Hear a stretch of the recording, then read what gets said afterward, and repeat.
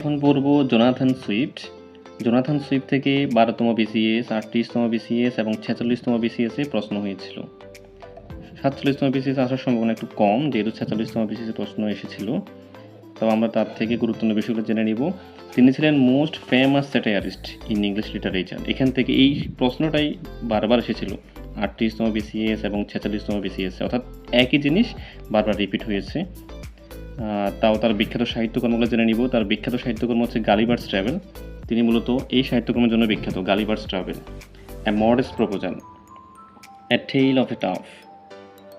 এখানে এ tale of two সিটিজ, আমরা জানি এ টেইল অফ টু সিটিজ একটি বিখ্যাত সাহিত্যকর্ম ভিক্টোরিয়ান ঔপন্যাসিক চার্লস ডিকেন্সের।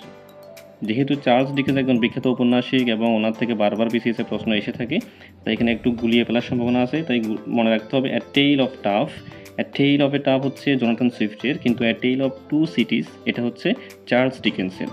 The battle of books, the battle of books হচ্ছে জোনাথন সুইফটের, কিন্তু দ্য ব্যাটল অফ লাইফ এটা আবার চার্লস ডিকেন্সের উপন্যাস। এখানে একটু ভুল হয়ে যাওয়ার সম্ভাবনা আছে, এটা একটু কেয়ারফুলি মনে রাখতে হবে।